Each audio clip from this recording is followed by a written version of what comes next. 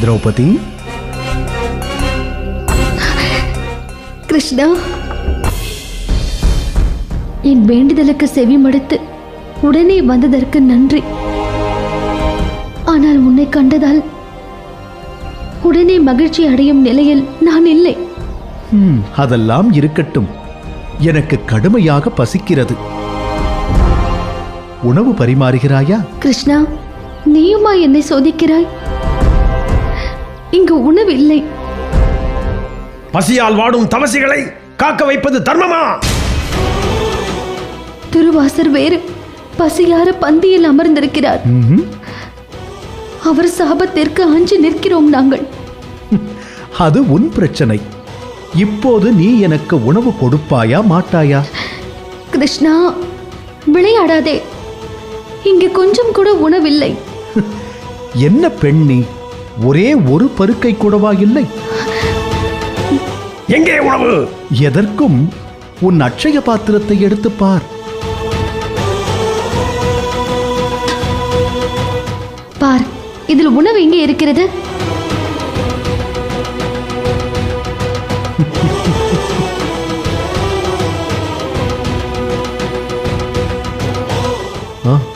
இதோ. கிருஷ்ணா, இந்த ஒரு கீரை துகள்தானா உன் பசியை ஆற்றப் போகிறது?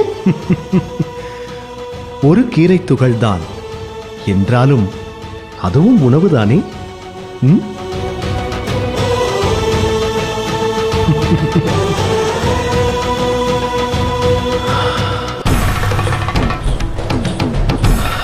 துர்வாசருக்கு அர்ப்பணம்.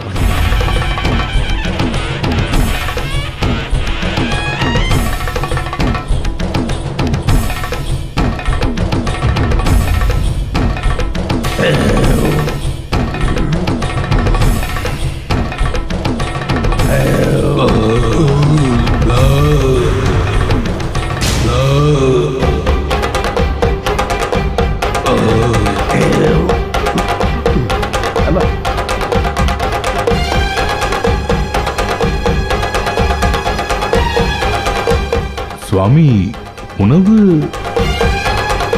உணவு வேண்டாம் தர்மா. அறுசுவை உணவை வயிறு புடைக்க உண்டது போல் ஓர் உணர்வு எனக்கு. ஆமாம் சுவாமி, வகை வகையாய் உணவு உண்டது போல் வயிறு நிறைந்து விட்டது. சுவாமி, அறுசுவை பட்சணங்கள் அனைத்தும் ஆயத்தமாக இருக்கிறது. மாம்பழக்கூழில் செய்த அப்பம், நெய்யிலே பொரித்தெடுத்த பணியாரம், பால் பாயசம், நெய்யும் பருப்பும் இட்டு பிசைந்த அன்னம் என பல வகை பட்சணங்கள் காத்திருக்கின்றன. இப்போது உணவு வேண்டாம் என்கிறீர்களே சுவாமி? வேண்டாம் வேண்டாம்.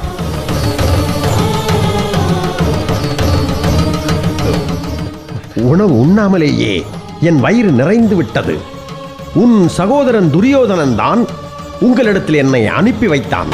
வயிறார உண்டு வாழ்த்து சொல்லி என்னிடம் வரம் கேட்டான். நான் உண்ணாமலே வயிறு நிறைந்து உங்களை வாழ்த்துகிறேன். வாழ்க பல்லாண்டு, வாழ்க பல்லாண்டு. வாருங்கள், திருப்தியோடு வாருங்கள்.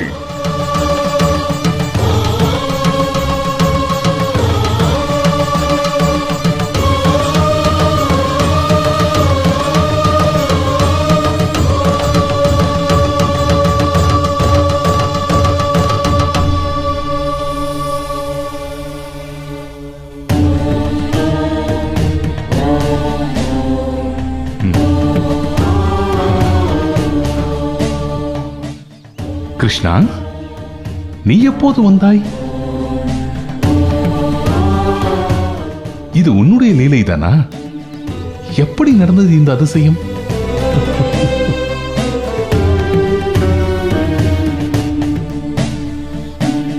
நான் ஒரே ஒரு கீரை துகளை தானே கிருஷ்ணனுக்கு கொடுத்தேன். அதுவா இத்தனை பேரின் பசியை ஆற்றியது? இத்தனை பேரின் பசியை ஆற்றியது ஒரு கீரை துகள் அல்ல திரௌபதி, உங்களின் ஒன்றுபட்ட மனது.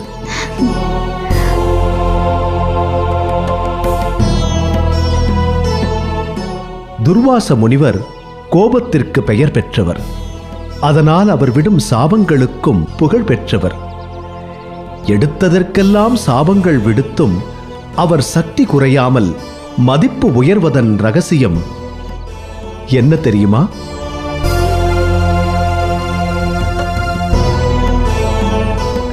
அவர் எந்த செயலையும் தானாகச் செய்வதில்லை. கிருஷ்ணார்ப்பணம் என்று சொல்லியே செய்வார். அதனால் அவர் செய்யும் செயல்களின் லாப நஷ்டங்கள் என்னையே வந்து சேர்கிறது. அவர் உணவு உண்பதற்கு முன் கிருஷ்ணார்ப்பணம் என்று சொல்லி எனக்கு அர்ப்பணம் செய்த பிறகே சாப்பிடுவார். அதனால் என் வயிறு நிரம்பி இருக்கிறது. இத்தனை நாள் அவருக்கு கிடைத்த உணவை எனக்கு அர்ப்பணம் செய்தார்.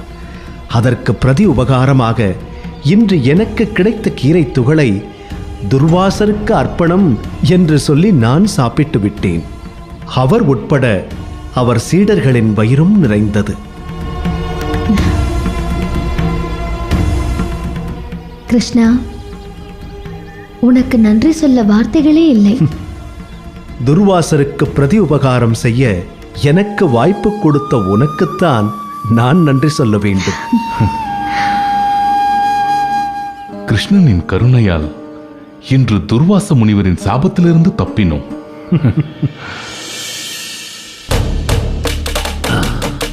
எந்த துர்வாசரால் இந்த உலகத்திற்கு வந்தார்களோ அதே துர்வாசரால் இந்த உலகை விட்டு மறையப் போகிறார்கள் பாண்டவர்கள்.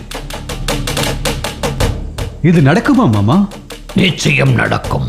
துர்வாசர் பசி பொறுக்க மாட்டார். நம் வீரர்கள் சரியான தருணம் பார்த்து பாண்டவர்களிடத்திற்கு அழைத்துச் சென்றிருக்கிறார்கள். நிச்சயம் துர்வாசர் சபிக்கப் போவது உறுதி. இப்படித்தான் நாம் ஒவ்வொரு முறையும் நம்பிக்கொண்டிருக்கிறோம். ஆனால் அந்த எத்தர்கள் எப்படியோ தப்பித்து விடுகிறார்கள். இறுதியில் நமக்கு ஏமாற்றமே மிஞ்சுகிறது. துச்சாதனா, சத்திரியன் தொடர்ந்து முயற்சிக்க வேண்டும். நம் முயற்சியால் தானே பாண்டவர்களை பங்கம் செய்தோம். பாஞ்சாலியை அவையிலே நிறுத்தி துயில் உரித்தோம்.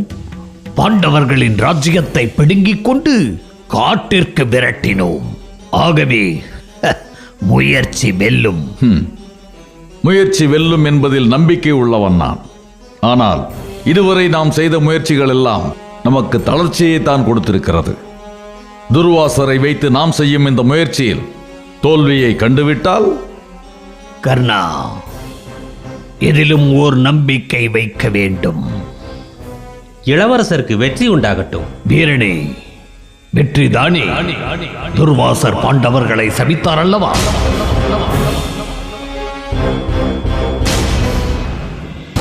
என்னை மன்னிக்க வேண்டும்.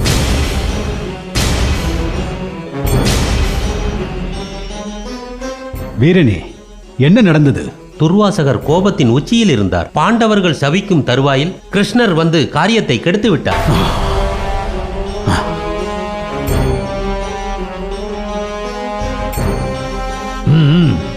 உத்தரவு. என்ன மாமா இது? இந்த முறையும் தப்பி விட்டார்களே. துரியோதனா, சற்று அமைதியாக இரு. நமது திட்டம் எல்லாம் வீணாக போகிறதே மாமா. அதற்காக சோர்ந்து விடக்கூடாது. என்னை கொஞ்சம் யோசிக்க விடு.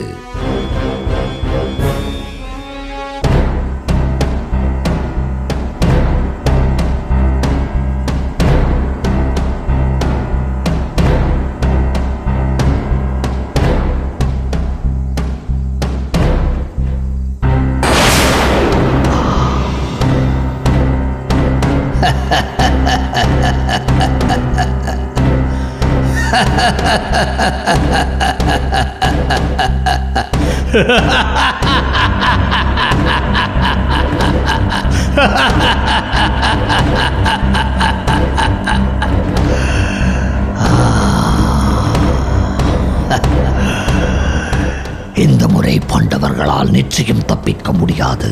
மாமா, இப்போது என்ன திட்டத்தை வகுத்துள்ளீர்கள்? காலமுனி.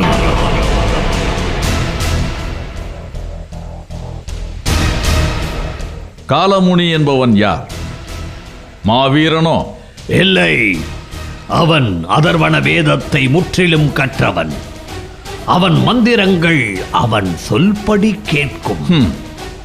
ஏதோ மாவீரனை பற்றி கூறுகிறார் என்று பார்த்தால் மந்திரம் தந்திரம் என்று ஏதோ வேதாந்தியை பற்றி கூறுகிறார். எதிரியை வெல்ல வேண்டும் என்பதுதான் ஒரு சத்திரியனுக்கு இலக்காக இருக்க வேண்டும்.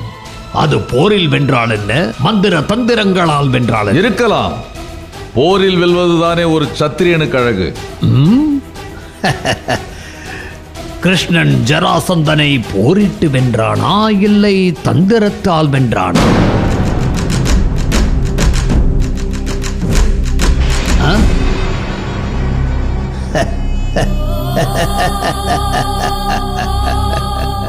கர்ணா, உனக்கு அனுபவம் குறைவு. மாமா, நாம் பாண்டவர்களை எப்படியாவது வெல்ல வேண்டும். நண்பா, சற்று அமைதியாக இரு. நண்பா, என் அமைதி உனக்கு வெற்றியை தருமாயின் எனக்கு மிக்க மகிழ்ச்சி. சிறந்த நண்பன். துரியோதனா, அந்த காலமுனி உன் காரியத்தை நிச்சயம் முடிப்பான்.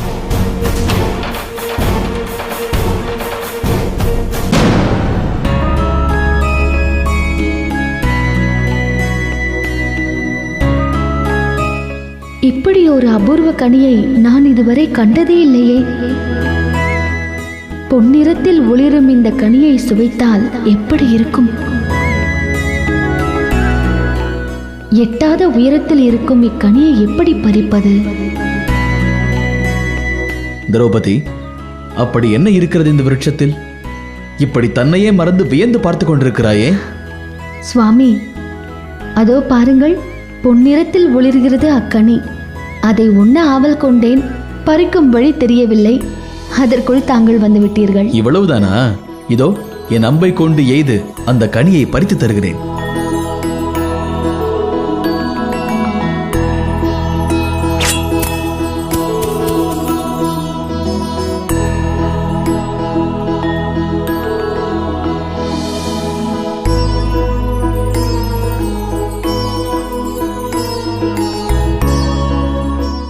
திரௌபதி, ஒரு கணம் பொறு. கனியை உண்டு சாபத்திற்கு ஆளாகாதே. கிருஷ்ணா, என்ன கூறுகிறாய்? கனியை உண்டால் சாபம் கிடைக்குமா? உண்டால் மட்டுமல்ல, அம்பெய்தி கனியை கொய்தாலே தாராளமாக சாபம் கிட்டும். என்ன சொல்கிறாய் கிருஷ்ணா? நான் தானே அம்பை கொண்டு எய்தேன். அப்படி இந்த கனியில் என்னதான் உள்ளது? எதற்காக சாபம் கிட்டும் என்று சொல்கிறாய் கிருஷ்ணா? இந்த கனியானது அமிர்தமுனிக்காகவே இவ்விருட்சத்தில் கனிந்திருக்கிறது. அமிர்தமுனி துர்வாசருக்கு இணையான மகா யோகி, தவசிகளுக்கெல்லாம் தலையாய தவசி. ஒரு வருடத்திற்கு ஒரே ஒரு கனிதான் இந்த விருட்சத்தில் கனியும். அதை உண்ண இங்கு அமிர்தமுனி வருவார். இதை உண்டால் அடுத்த ஒரு வருட காலத்திற்கு அவருக்கு பசியே எடுக்காது. இப்போது அமிர்தமுனி வருவார். கனி இல்லை என்றால் கடும் கோபம் கொள்வார். நிச்சயம் உங்களை சபிப்பார்.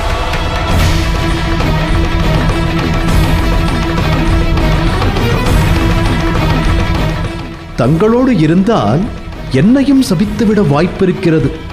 ஆகவே நான் வருகிறேன். வரட்டுமா? கிருஷ்ணா, கிருஷ்ணா,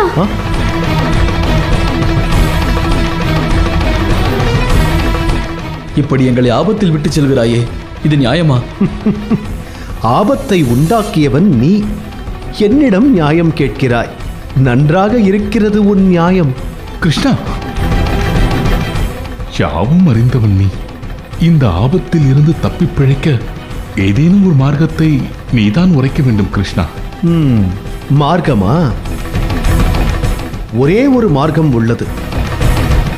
தங்கள் மனதில் உள்ள எண்ணத்தை மறைக்காமல் உரைத்தால் இந்த கனி மீண்டும் விருட்சத்தில் தானே ஒட்டிக்கொள்ளும். எங்கே? நீங்கள் ஒவ்வொருவராக உங்களின் எண்ணத்தை கூறுங்கள் பார்க்கலாம். இறைவனையே சர்வ காலமும் பூஜித்து இன்புற்று இருக்க வேண்டும் என்பதுதான் என் ஆசை.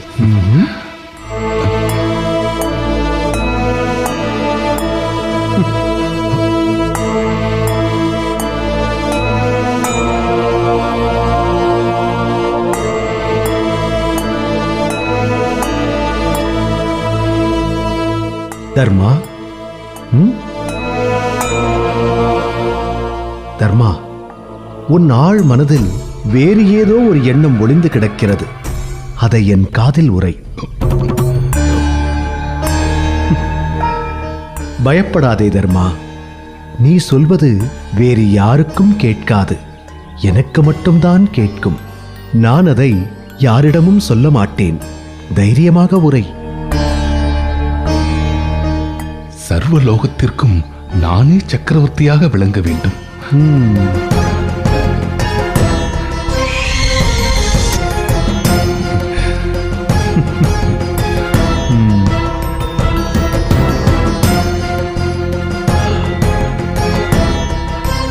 பீமா,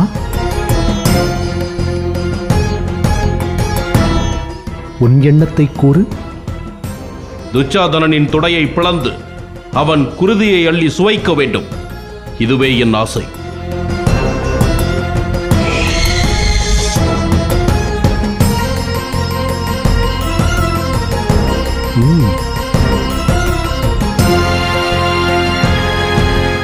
அர்ஜுனா, நீ கூறலாம். வில்லிற்கு விஜயன் என்ற பெயர் என்றும் நிலைத்தே இருக்க வேண்டும். கர்ணனை போர்க்களத்தில் நானே கொல்ல வேண்டும்.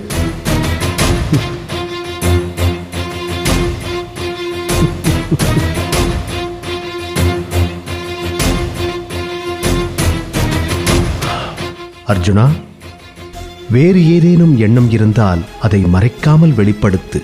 கனி மேலே ஏறுகிறதா பார்க்கலாம்.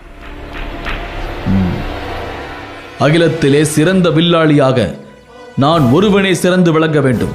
என்னை மிஞ்சுபவனை நான் உயிரோடு உள்ளவரை இந்த உலகம் சந்திக்கவே கூடாது.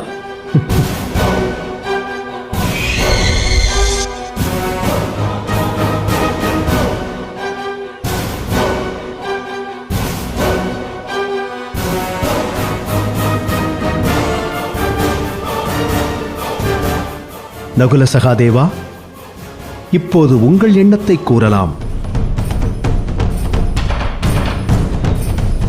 கிருஷ்ணா, எங்கள் அண்ணனின் சொல்லே எங்களுக்கு வேத வாக்கு.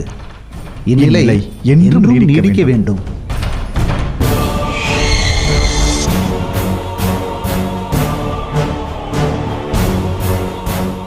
திரௌபதி,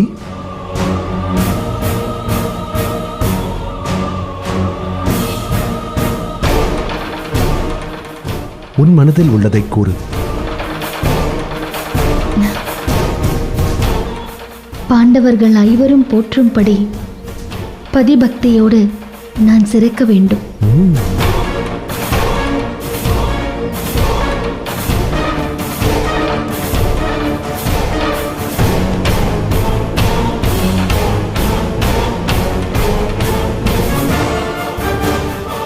திரௌபதி, உன் ஆழ் மனதில் வேறு ஏதோ எண்ணம் ஒளிந்து கிடக்கிறது. அதை கூறிவிடு. கூறு. இல்லையென்றால் கனி விருட்சத்தில் ஒட்டாது. பிறகு முனியின் சாபத்திற்கு ஆளாக நேரிடும்.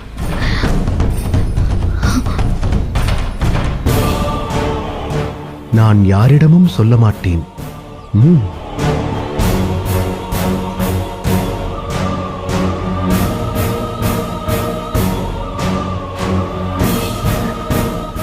கவச குண்டலமும் நெற்றியில் சூரிய திலகமும் மார்பிலே கவசமும் அணிந்த கர்ணனை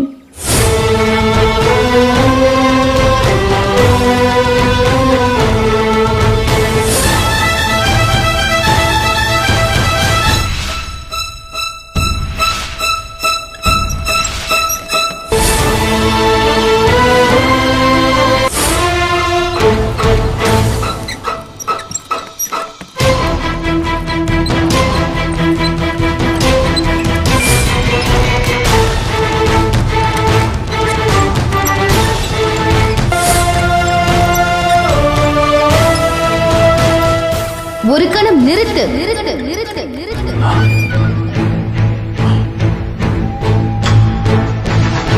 சூதபுத்திரனை ஏற்க முடியாது.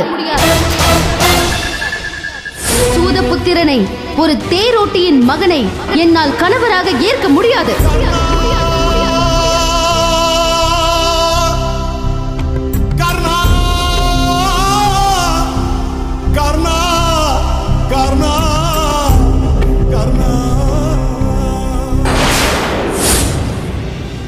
சுயம்வரத்தில் சூதபுத்திரன் என்று நிந்தித்து நிராகரித்தேன். அதை தவறென்று உணர்கிறேன்.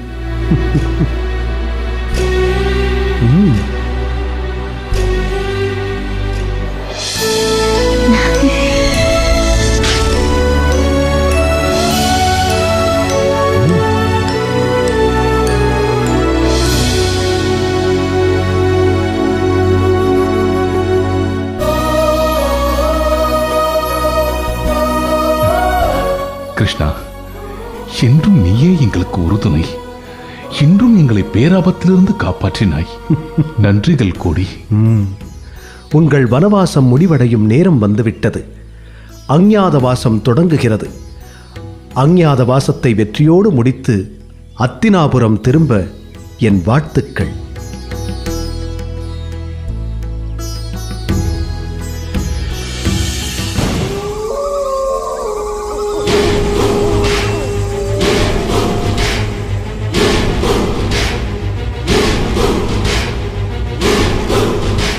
மாமா,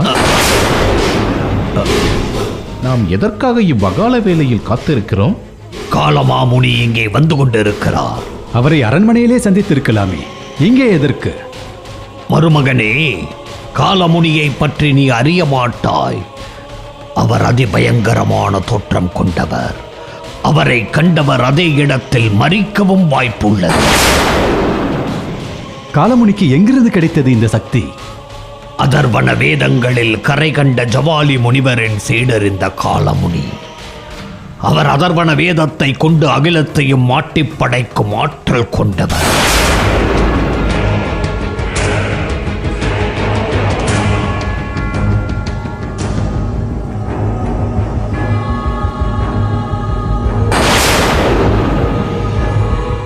வாருங்கள் காலமா முனிவரே, வணங்குகிறேன். மாமா, எதற்காக முக்காடிட்டு அழைத்து வந்திருக்கிறான் துச்சாதனன்? காலனையே அழைக்கும் காலமுனி. நான் முன்பே சொன்னது போல் இவரின் அகோர ரூபத்தை கண்டவர் அதே இடத்தில் மரிக்கவும் வாய்ப்புள்ளது. மேலும் யாரென்று தெரியாமல் ரகசியமாக இருக்கட்டுமே என்றுதான் இப்படி அழைத்து வரச் சொன்னேன். இவரை நான் காண வேண்டுமே. அப்படியானால் உன் மனதை திடப்படுத்திக் கொள்.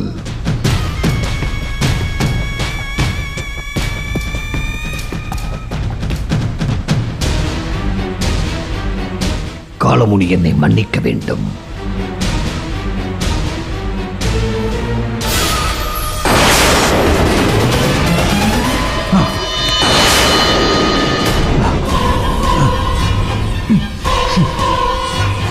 காணவே அகோரமாக இருக்கிறது.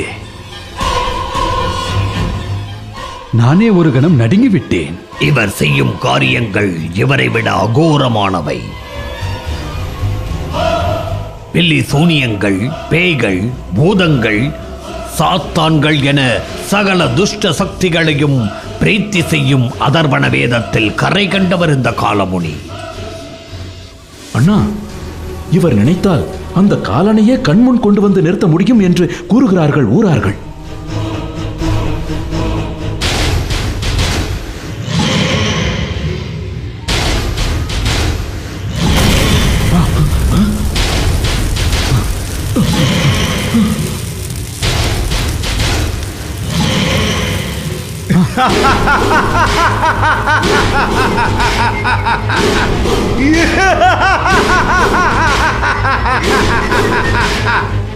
வெட்டி பேச்சில் என்றும் எனக்கு விருப்பமில்லை. செயலே என்னை யார் என்று உங்களுக்கு உணர்த்தும். இது வெறும் மாதிரிதான். என்னை அழைத்ததன் நோக்கம் என்னவோ? பாண்டவர்கள் மாண்டு போக எத்தனையோ முயற்சிகள் எடுத்து பார்த்துவிட்டோம், நடக்கவில்லை. இறுதியாக உங்களை நாடியிருக்கிறோம். அவர்களை அழிக்க நீங்களே உதவ வேண்டும்.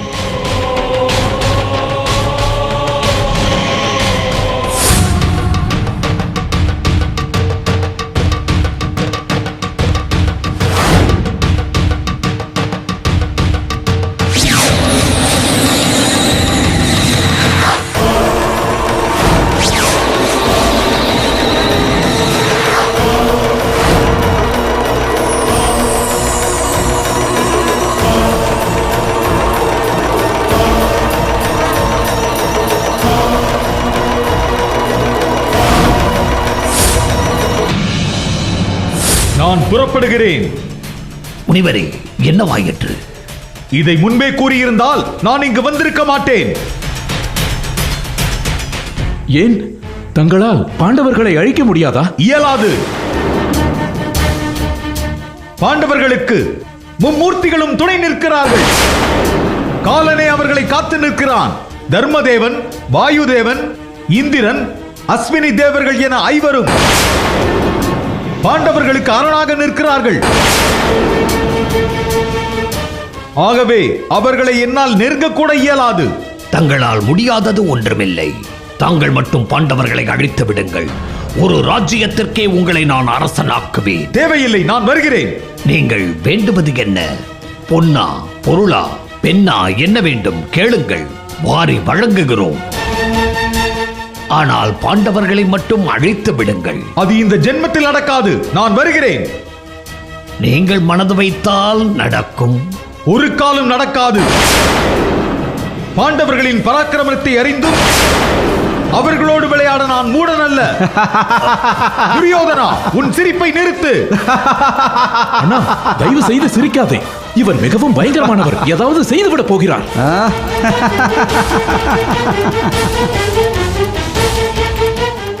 நீங்கள் இருவர் வேண்டுமானால் இவரை கண்டு அஞ்சலாம். நான் அஞ்ச மாட்டேன். துரியோதனா, பாண்டவர்களை கொல்ல முடியவில்லை என்றால் இப்போது நடத்தி காட்டியதெல்லாம் மாயவித்தை தானா? சித்து வேலை தானா?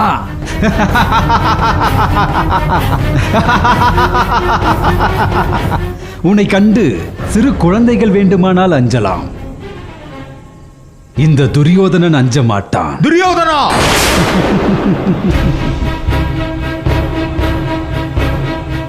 ஐந்து பேடிகளை கண்டு அஞ்சும் நீயும் பேடி என்றே என்ன தோன்றுகிறது? பாண்டவர்களின் பெயரை கேட்டதும் இங்கிருந்து ஓட்டம் எடுப்பீரோ? ஐயோ பாவம். மாமா, இவரை அவர் இருப்பிடத்திற்கு பத்திரமாக அழைத்துச் செல்லுங்கள். பாவம், அச்சத்தில் வழி தவறிவிட போகிறார். துரியோதனா, என்னை யார் என்று அறியாமல் என்னை அவமானப்படுத்துகிறாய். என் சக்தியை உணரும் போது நீ வருத்தப்படுவாய். இப்போதே உன் நிலைமையை கண்டால் எனக்கு வருத்தமாக தான் இருக்கிறது. அதர்வனம், பெல்லி சூனியம் என்று மாமா உன்னை பற்றி கூறியதை கேட்டால் என் சிரிப்பை என்னால் அடக்க முடியவில்லை. உன்னை நேரில் கண்ட பிறகுதான் தெரிகிறது நீ கோடையிலும் கடைந்தெடுத்த கோடை என்று. துரியோதனா, நான் யார் என்று உனக்கு புரிய வைக்கிறேன். என் உயிரை பணயம் வைத்து அந்த பாண்டவர்களை அழிக்கிறேன். முடியுமா? உன்னால் முடியுமா? நிச்சயம் முடியும். அதற்கு ஜீவராசிகளை அக்னியில் தர்ப்பணம் செய்யும் அதிபயங்கர அபிசார வேள்வி நடத்த வேண்டும். அதை செய்ய நீ தயாரா? நான் தயார். என்ன செய்ய வேண்டும் என்று கூறுங்கள். அப்பணியை இப்போதே முடக்கி விடுகிறேன். அபிசார யாகம் நடத்துவது எளிதல்ல. உன்னால் முடியுமா? அவ்வேள்வி நடத்தினால் இங்கு இருக்கும் யாருடைய உயிருக்கும் உத்திரவாதமில்லை. உனக்கு சம்மதமா? இந்த வேள்வியினால் பாண்டவர்கள் மடிவார்கள் என்றால் என் உயிரையும் தர சித்தமாக இருக்கிறேன். பிறகு பேச்சு மாற மாட்டாயே? மாறமாட்டேன். பாண்டவர்களின் மரணமே என் பிறப்பின் லட்சியமாகும். இரவு வேளையில் துஷ்ட பூதங்கள் நடமாடும் காட்டில் முக்கோண வடிவம் கொண்ட குண்டம் அமைத்து அதர்வன வேதங்களை ஓதி ஹோமம் செய்ய வேண்டும். கருப்பு ஆட்டின் இரத்தத்தில் நனைக்கப்பட்ட பூநூலை அணிந்து அதே இரத்தத்தில் நனைந்த துண்டை தலையில் சூடி தெற்கு முகமாய் அமர்ந்து யாகம் செய்தால் எதிரி அழிந்து போவான் என்று சூரிய புராணம் சொல்கிறது.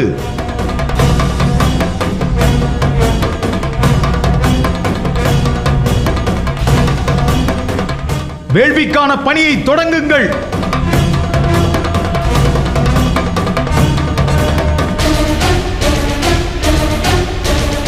என்ன வாழ்க்கை இது? நாம் எல்லோரும் அரசகுமாரர்கள் என்றுதான் பெயர். ஆனால் நம் வாழ்நாள் முழுவதும் நம் விருப்பமின்றி கானகத்திலே கழிகிறதே. இப்படித்தான் வாழ வேண்டும் என்று நமக்கு நியமிக்கப்பட்டிருக்கும் போது அதிலிருந்து நம்மால் எப்படி பிறட முடியும்? கானகம் வந்தும் நம்மால் நிம்மதியாக வாழ முடிகிறதா? எத்தனை பிரச்சனைகள், எத்தனை தொல்லைகள், எத்தனை யுத்தங்கள்! அந்த துரியோதனன் நம்மை தேடி வந்து சீண்டினான். ஆனால் அவன் உயிரை காக்க நாம் யுத்தம் செய்தோம். பிறகு ஜெயத்ரதனை அனுப்பி வைத்தான். அவனோடும் நாம் யுத்தம் செய்தோம். எல்லாம் கர்ம வினைப்படி நடக்கிறது பீமா. பொறுமையாக இரு. பொறுமையே நம்மை காக்கும் ஆயுதம். பொறுமை, பொறுமை, பொறுமை! அண்ணா, நம் அத்தனை துயரங்களுக்கும் தங்களின் அதீதமான பொறுமையே காரணம். இதை தங்களால் மறுக்க இயலாது.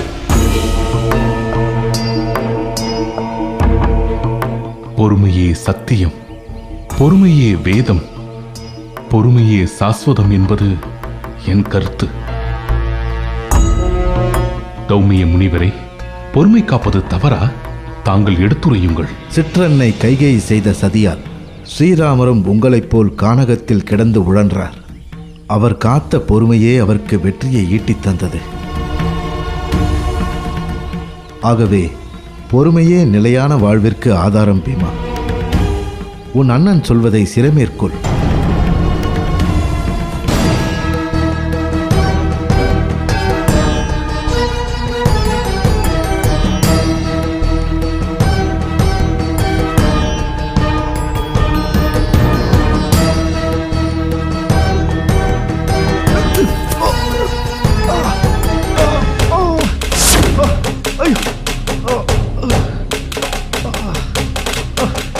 அதோ அங்கு விழுந்து கிடக்கிறானே, அவன் ஒரு ஒற்றன்.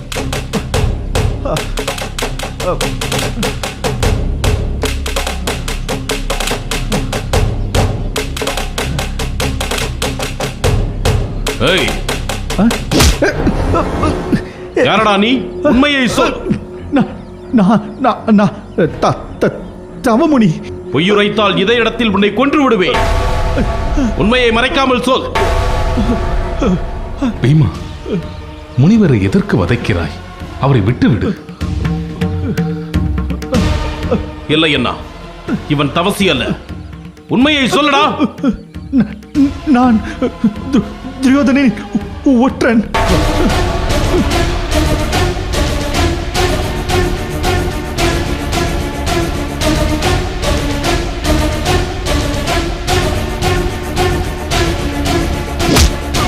உன் உயிரை பறிக்கிறேன் பாரடா. வேண்டாம் பீமா, அவனை விட்டுவிடு. எய்தவன் எங்கோ இருக்க இவன் வெறும் அம்புதான். இவனை கொன்று என்ன பயன்? விட்டுவிடு. இளவரசர் கொடுத்த பணியை செய்தேன். இதுதானே ஒற்றனின் பணி. என்னை மன்னித்து விடுங்கள் இளவரசே, மன்னித்து விடுங்கள். அவனை விட்டுவிடு. இது ஒற்றனை கொல்லும் தருணம் அல்ல. நீ சத்திரியனே ஆனாலும் உரிய காரணமின்றி ஒற்றனை கொள்வது சத்திரிய தர்மமாகாது. அவனை விட்டுவிடு. பிழைத்து போ. நாங்கள் இருக்கும் திசை நோக்கி திரும்பி பார்க்க கூடாது. ஓடிவிடு.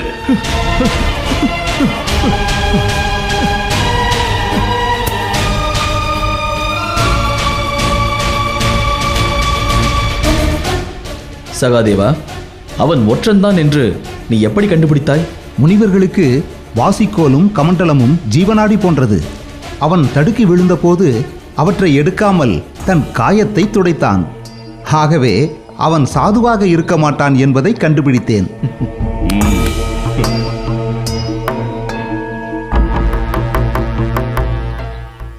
சகாதேவன் சாஸ்திர ஞானம் உள்ளவன் என்பதை நிரூபித்து விட்டான். பாண்டவர்களே, நாளையோடு உங்கள் வனவாசம் முடிவடைகிறது. அஞ்ஞாத வாசம் தொடங்குகிறது. இனி ஒற்றர்கள் உங்களை எந்நேரமும் கண்காணிப்பார்கள். ஆகவே நீங்கள் கணந்தோறும் இமை மூடாமல் எச்சரிக்கையாக இருக்க வேண்டும். அப்படியே ஆகட்டும் சுவாமி. அஞ்ஞாத வாசம் தொடங்குவதால் தவசிகளே, மாமுனிகளே, இப்பொழுதே எங்களை விட்டு நீங்கலாம். நாங்கள் தனித்திருக்க வேண்டிய காலம் வந்துவிட்டது. ஆம் முனிவர்களே, நீங்கள் அனைவரும் பர்வதமலையை நோக்கி புறப்படுங்கள். நான் பாண்டவர்களை வழி அனுப்பிவிட்டு பிறகு உங்களுடன் வந்து இணைந்து கொள்கிறேன். புறப்படுங்கள்.